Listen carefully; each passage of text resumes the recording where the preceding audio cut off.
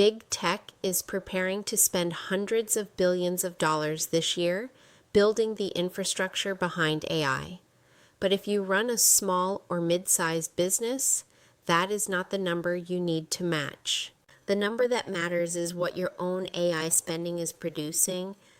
Welcome to the AI Business Brief, the weekly update for founders, operators, and business leaders who need to understand what is changing in AI and how it affects real business decisions. This week, the latest earnings reports give us a useful look at both sides of the AI market.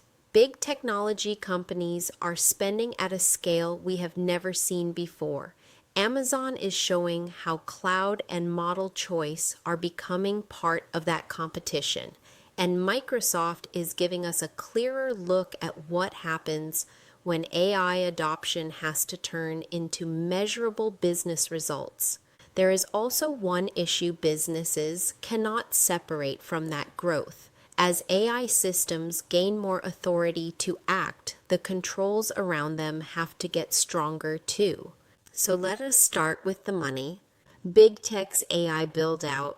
Reuters estimated that 2026 capital spending across Microsoft, Alphabet, Amazon, Meta, and Oracle had climbed to roughly $730 billion by July. That estimate was about $485 billion at the beginning of the year. To be clear, that is total capital spending across those companies, not $730 billion labeled exclusively as AI spending. But AI infrastructure is a major reason these budgets are expanding. Alphabet raised its 2026 capital spending guidance to between $195 and $205 billion. Meta expects between $130 and $145 billion. Amazon has now raised its expected capital spending to about $220 billion for the year. Most business owners will never build a data center, train a frontier model, or spend billions on computing capacity. So why should you care? Because these companies are financing the infrastructure that your business will access through cloud services, AI applications, models, and business software. More capacity can support better availability and more capable services. Heavy competition also gives businesses more providers to choose from. What it does not mean is that every AI service will automatically become cheaper or that every new capability will be useful to your company. For a smaller business, the lesson is simple. You do not need to make an infrastructure bet. You need to make good use case decisions on top of the infrastructure someone else is paying to build. Amazon more capacity, more model choice? Amazon gives us a good example of where that competition is heading. AWS reported second quarter sales of $42.2 billion, up 37% from a year earlier. Amazon also said its AI business has reached an annualized revenue run rate above $25 billion and is growing at a triple-digit rate. At the same time, Amazon is continuing to develop its own advanced models while supporting models from other providers through AWS. That matters because businesses do not necessarily have to treat AI as a one-provider decision. One model may be better for a certain research task. Another may fit a coding workflow, customer service use case, or cost target. A company may also have a reason to use a particular cloud provider because of its existing systems, security requirements, or data environment. That does not mean a small business needs to build a complicated multi-model setup right now. Complexity has a cost too. The better approach is to avoid unnecessary lock-in. Choose the tool that fits the job you have today, but understand how difficult it would be to switch later if price, performance, policy, or your business requirements change. Amazon's strategy is a useful reminder that the market is likely to keep offering choices. Your business does not have to predict one permanent winner. Quick reminder before we continue. If you're finding the AI Business Brief helpful, check that you're subscribed and turn on the notification bell so you'll know when a new episode is published.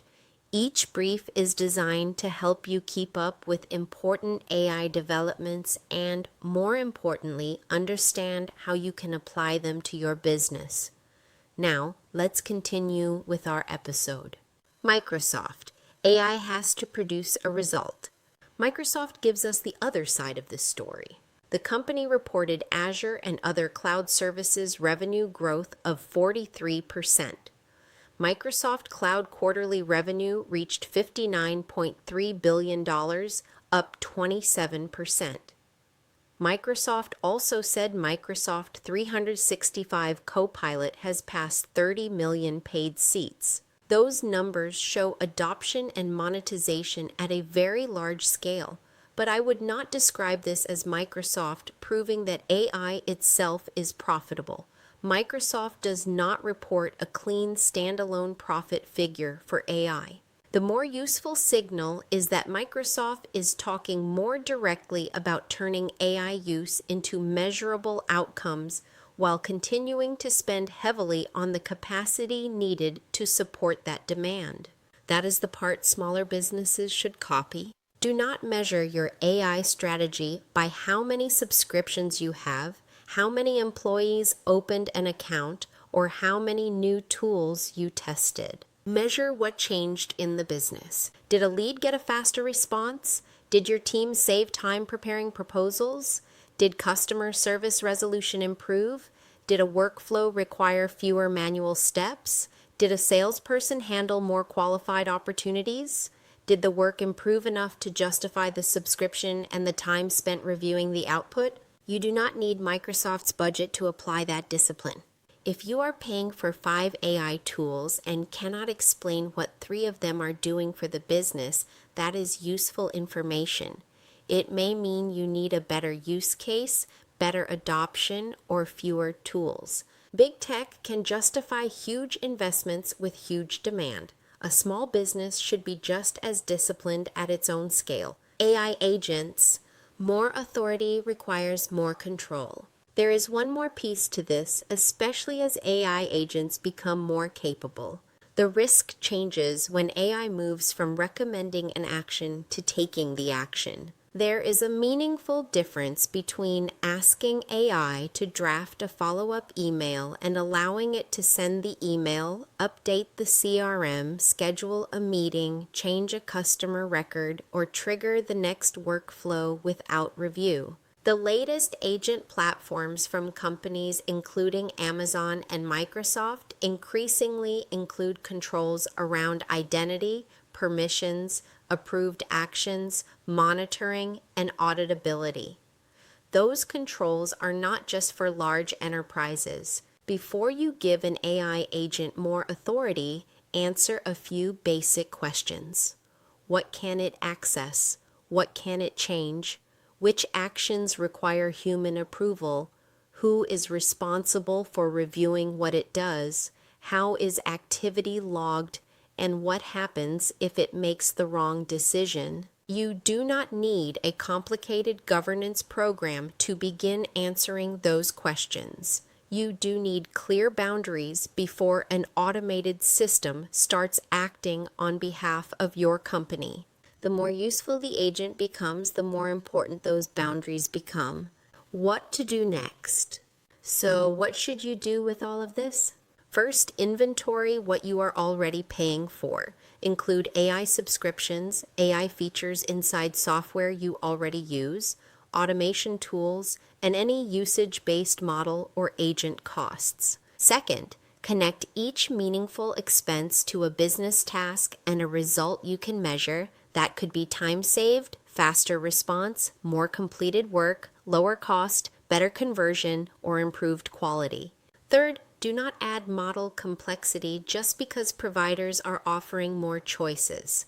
Use another model or provider when there is a business reason to do it, not because the option exists. Fourth, before an AI agent can take actions without you, define its access, permissions, approval points, owner, and activity log. The takeaway this week is straightforward. Big tech can spend billions building AI. Your job is to make sure the AI your business pays for earns its place. Choose it for a real business need.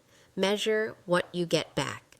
And give AI more authority only when the controls are ready for it. That is it for this week's AI Business Brief. Subscribe for weekly updates on what is changing in AI, what it means for business, and where the real opportunities are for founders, operators, and growing teams.